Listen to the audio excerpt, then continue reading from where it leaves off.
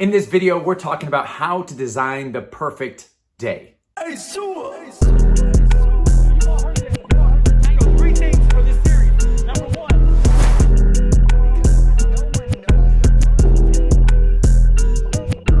Hey everyone, welcome to this week's Increase Your Impact YouTube video, where we're talking about how to design the perfect day. We've said it before and I'll say it again.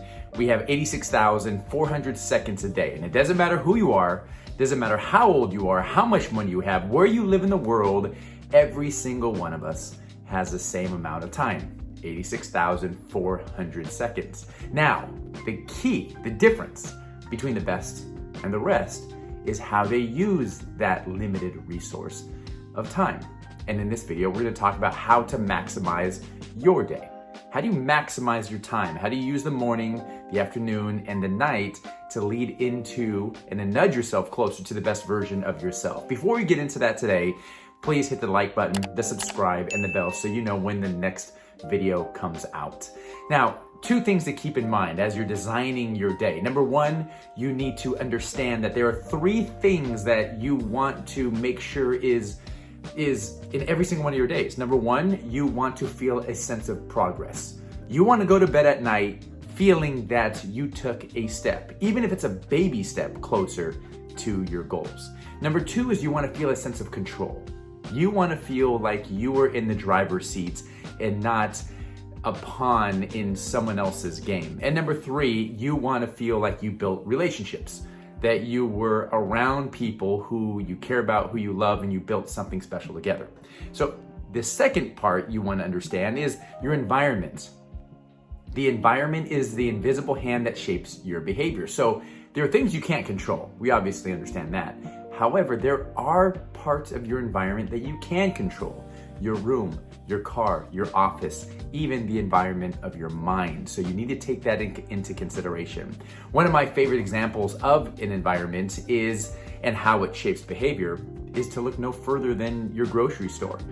I may have explained this before, but for those of you who are new to the channel, imagine your favorite grocery store. You walk in and where's the bakery? Chances are it's near the front of the grocery store. It's the smell of the bread and the baked goods that they try to capture you with.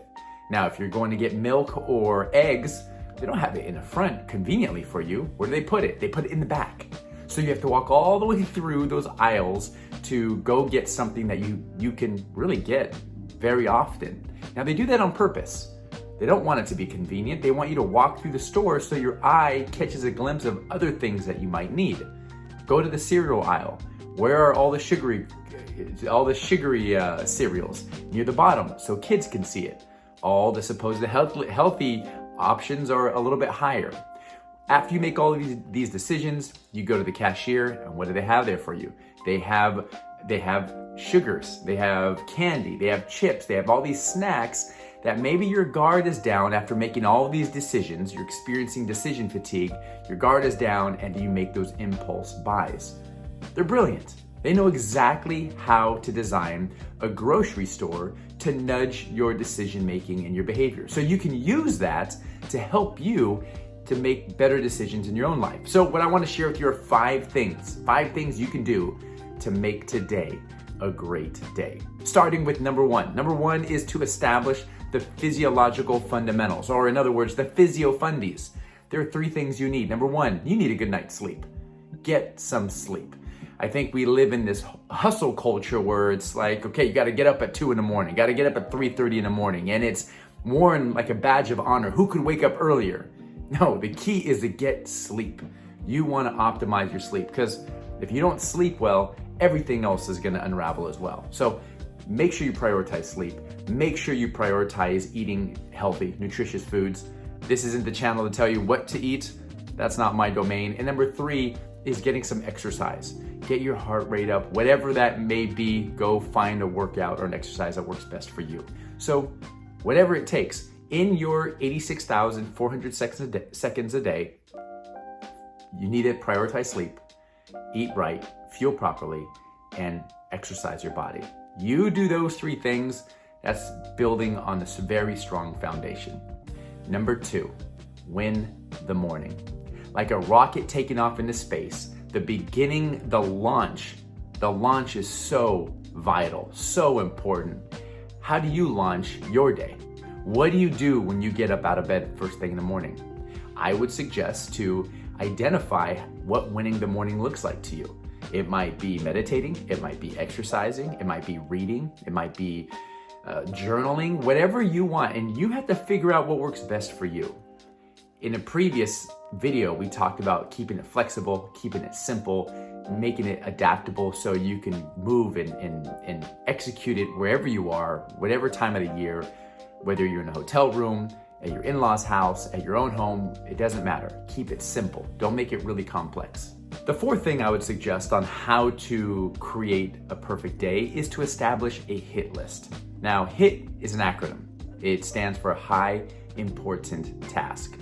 There are certain things that you need to get done today, and not everything is high important. If you have many priorities, you have none.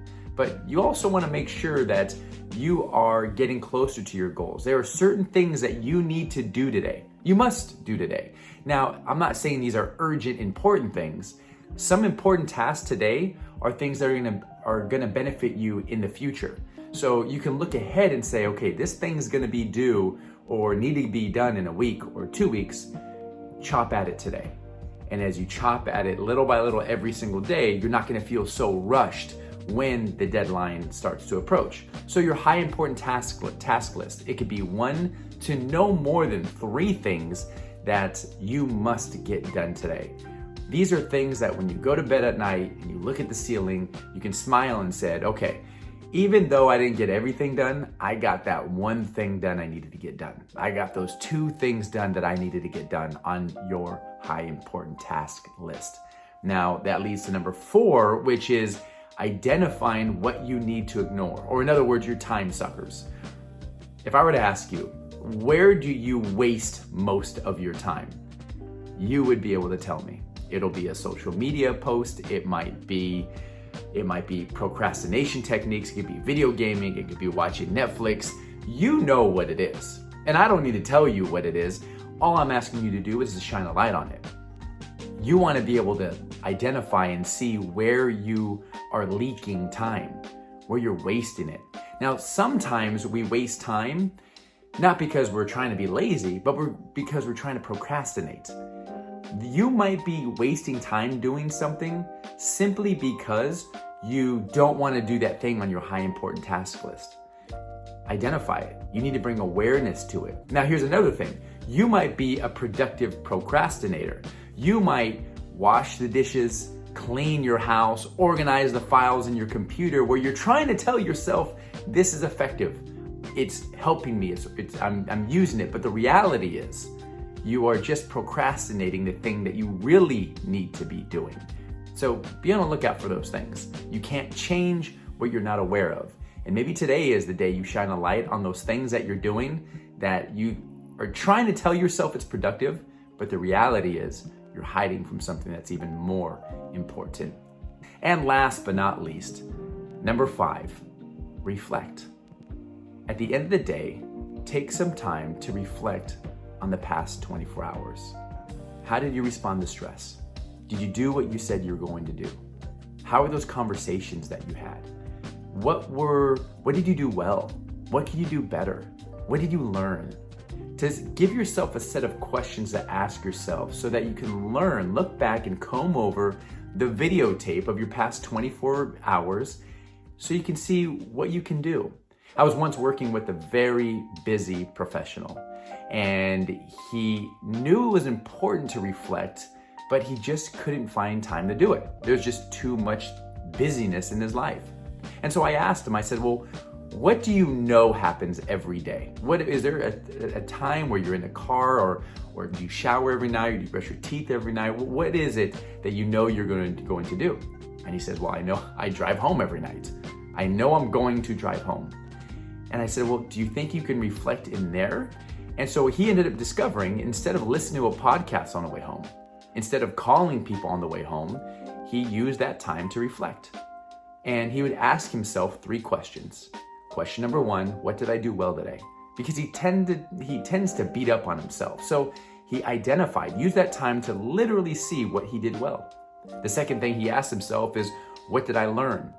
Now, what I like about this question is it's not what I do bad, but you can learn from failures. He used that question to learn from other people. He used that question to learn from his own successes. And then the last question is, what am I gonna do better tomorrow? And he thought about how he can be a better husband, a better father, a better leader, a better employee, people he can reach out to the next day. And so I would invite you to do the same reflective practice. Once again, you can't change what you're not aware of. And as you give yourself time to pause and to comb over the past 24 hours and to really reflect on what you're doing and how you're doing it, you're going to be able to notice patterns. You're going to notice moments where you got a little bit too emotional, or moments where you missed a teaching moment, or moments where you did great. And maybe at first you were beating up on yourself, but then you look back and you say, you know what? That was actually a really good response that I did. And I need to have more compassion on myself. And so as you take some time to reflect and teach others to reflect, you are going to accelerate the learning process. So there you have it. 5 things you can do to set yourself up for a great day. Number 1, establish the physiological fundamentals. Get some sleep, fuel yourself properly, and exercise. Number 2, win the morning. The beginning of your day is so important. You want to start the morning off on purpose, with purpose. Create your morning by design and not by default. Number 3 is establish your high important task list. Once again, you don't want 5, 6, 7, 8 things. You want 1 to 3 things that you know you need to get done today. Number 4 is identify your attention suckers, your time suckers. Where are you wasting time? You can't change what you're not aware of. Notice them so that you can avoid them. And then last but not least, spend some time each day to reflect. It doesn't have to be a long time, but just pause, reflect on your day, see what you learned, see what you did well, and see what you can do better tomorrow. I hope these principles help you as you build your masterpiece of a life. And every single day is a great day because you've never lived this one before. That's a phrase that we talk about in our house quite often. We joke around. Now it's more making fun of me, but before it used to be profound, but now it's more of a joke. The best part about a new day is you've never lived this one before. So hopefully you can use some of these. Have a great day. Let me know which one of these resonate with you. Let me know what strides you're taking. Let me know what you do to create a masterpiece of a day. Have a great day, guys, and we'll do it again next week.